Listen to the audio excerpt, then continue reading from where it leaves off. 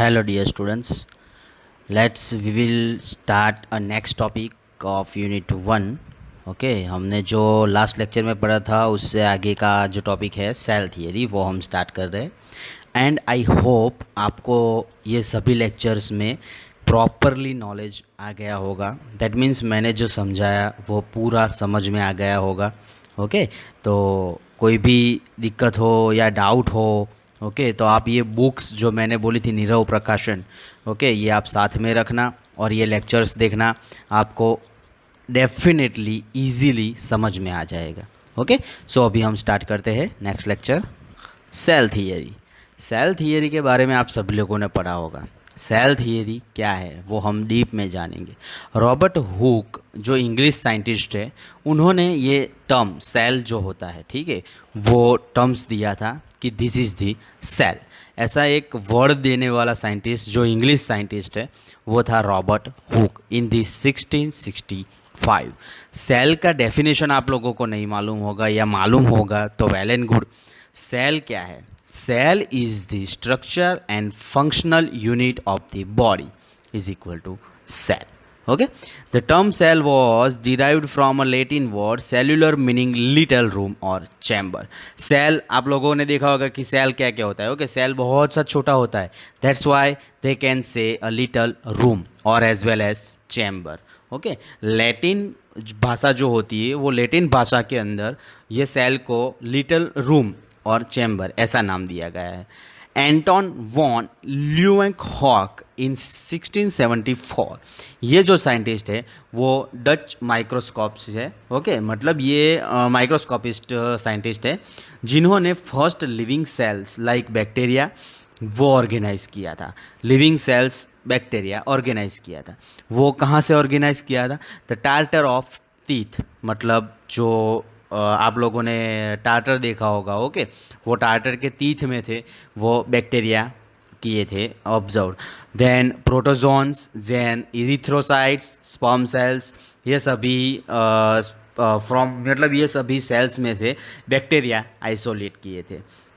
J.E. पुरकिनजी 1839 उन्होंने protoplasm का नाम दिया था इन दी 1839 में। तो ये सेल थियरी का पूरा इंट्रोडक्शन हुआ। नेक्स्ट, जो जर्मन बॉटनिस्ट थे मैथिस स्लेडिन, वो जर्मन बॉटनिस्ट थे।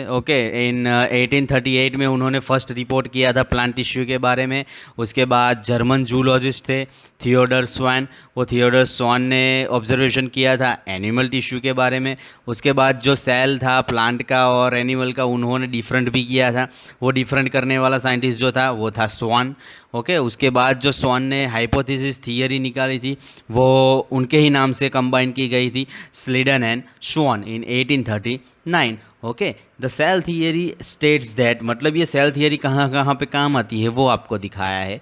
All living organisms are composed of the cell and their products. कोई भी लिविंग ऑर्गेनिज्म रहता है वो सेल एंड उसकी प्रोडक्ट पे डिपेंड रहता है।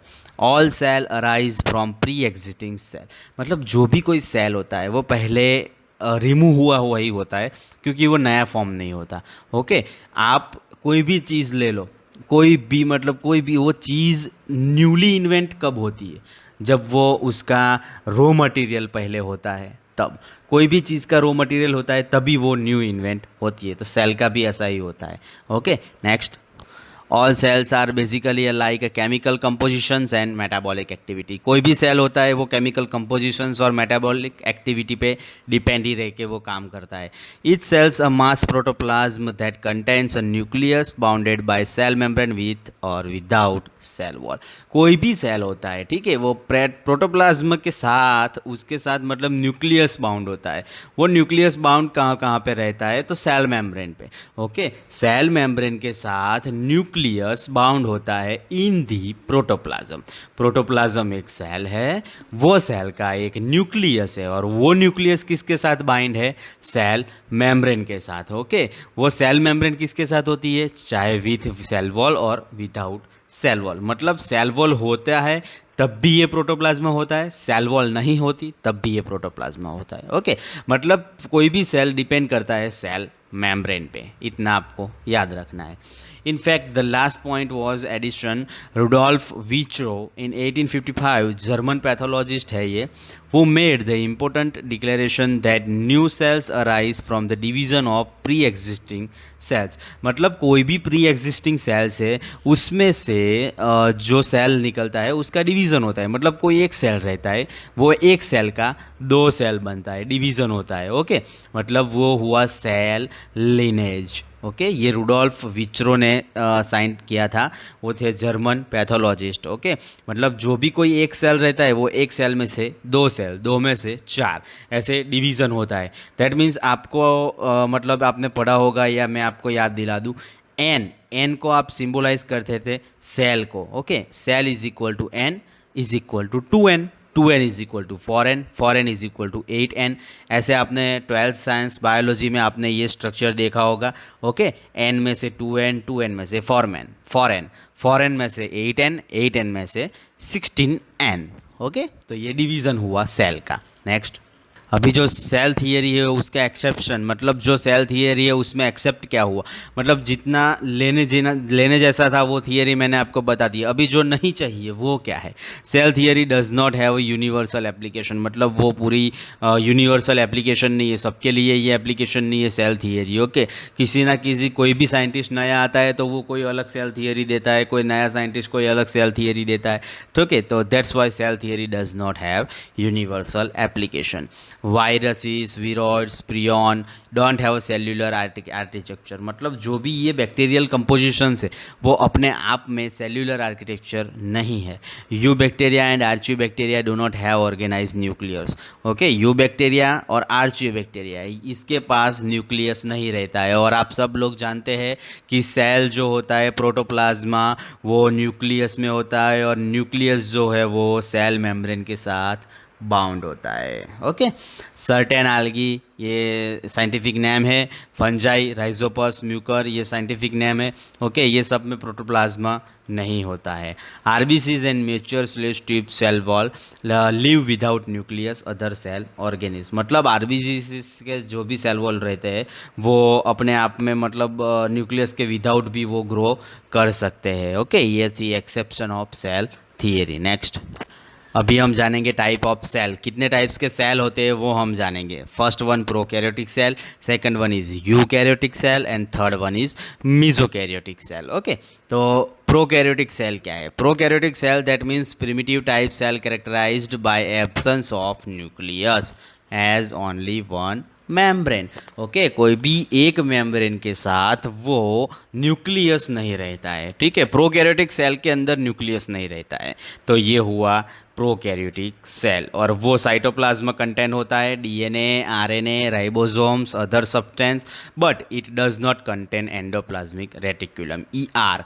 उसके पास जब सेल उसको क्या बोलते हैं, न्यूक्लियस भी नहीं रहता है। ठीक है, तो ऑब्वियसली उसके पास सेल मेम्ब्रेन नहीं रहेगा। सेल मेम्ब्रेन नहीं होगा तो एंडोप्लाज्मिक रेटिकुलम भी नहीं होगा। ओके, तो जो प्रोकैरियोटिक सेल है वो विदाउट न्यूक्लियस होता है, दैट मीन्स सेल मेम्ब्रेन उसके पास नहीं रहता है, ओनली सिंगल मेम्ब्रेन होती है। ओके, और जो साइटोप्लाज्म होता है उसमें डीएनए होता है, आरएनए होता है, राइबोसोम्स होता है, बट ईआर एंडोप्लाज्मिक रेटिकुलम नहीं होता है। डायग्राम में आप लोग देख सकते हैं। ठीक है, तो नेक्स्ट, ये रहा आपका डायग्राम। ये डायग्राम में आप देख सकते हो, ये 12th साइंस की बुक में भी आपको ये डायग्राम दिया होगा। ओके, ये जो डीएनए है, प्रोकैरियोटिक सेल, मक्टर, ये पूरा बैक्टीरियल सेल है। बैक्टीरियल सेल के अंदर आपको prokaryotic cells, mesokaryotic cells, eukaryotic cells तीनों दिख जाएंगे। ओके, सेकंड वन है eukaryotic cell. Eukaryotic cells on the other hand possess many internal membrane surface called ER. Okay, eukaryotic cell के अंदर होता है endoplasmic reticulum with a internal membrane. मतलब इनके पास स्ट्रक्चर में जो होना चाहिए न्यूक्लियस, ओके, वो रहेगा, उसके साथ सेल मेम्ब्रेन भी रहेगा। ठीक है, तो न्यूक्लियस सेल मेम्ब्रेन के साथ अटैच होगा और इंटरनल मेम्ब्रेन बोलते हैं। ओके, और वो एंडोप्लाज्मिक रेटिकुलम में एडिशन भी होता with the plasma membrane. Plant cell also have a cell wall. ये यूकैरियोटिक सेल्स में, प्लांट में भी सेल वॉल होती है। और इसके अंदर साइटोप्लाज्म में क्या क्या रहता है? Nucleus, endoplasmic reticulum, Golgi complex, Golgi body आपने पढ़ा होगा ये, माइटोकॉन्ड्रिया, राइबोसोम्स एंड लाइसोसोम्स, ये सब यूकैरियोटिक सेल में होता है। Okay, next. ये डायग्राम है, ये डायग्राम प्लांट सेल का है, ठीक है। आप प्लांट सेल में क्या होता है वो आप देख सकते हो। फर्स्ट वन जो डायग्राम था वो प्रोकैरियोट के लिए था, बैक्टीरियल सेल के लिए। ओके, ये जो डायग्राम है वो यूकैरियोट के लिए है, प्लांट के रिगार्डिंग, प्लांट सेल के लिए। ओके, सो इसमें एंडोप्लाज्मिक रेटिकुलम भी होगा, गोल्गी बॉडी भी होगी।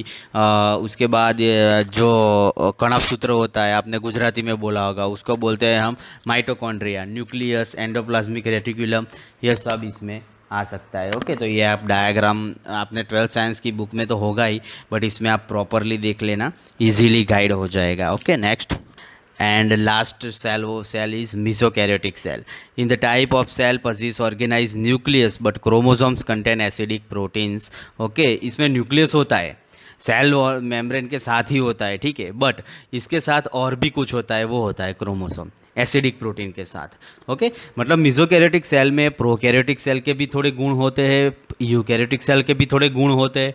मतलब न्यूक्लियस भी होता है, सेल वॉल भी होता है, बट इंटरनल मेम्ब्रेन नहीं होता है। ओके, उसके बाद होता है chromosome content acidic protein. Okay, further the chromosomes remain in the condensation state even interphase formation of mitotic spindle absent. मतलब जब भी ये इंटरफेस रिएक्शन होता है तब इसके साथ क्रोमोसोम होता है, not even internal membrane. Nucleus के साथ क्रोमोसोम होता है, इंटरनल मेम्ब्रेन नहीं होता है। ये हो गया आपका मेसोकैरियोटिक सेल। ओके, पूरे सेल के बारे में आपने जानकारी लेनी है तो एक ही चीज़ याद रखना कि सेल कैसे होता है। तो सेल बहुत ही छोटा होता है और वो न्यूक्लियस के साथ होता है।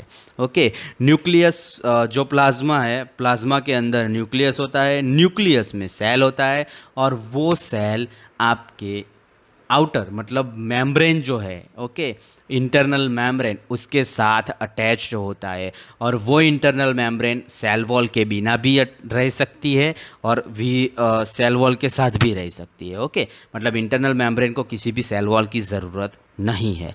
ये है पूरा सेल का स्ट्रक्चर। और सेल की डेफिनेशन आपको पूछीगी, ठीक है, इसमें नहीं दी है, मैं आपको फिर से बता देता हूँ। The structure and functional unit of the body is equal to cell. I hope आपको ये लेक्चर में पूरा समझ में आ गया होगा। That is the end of this lecture. Thank you so much.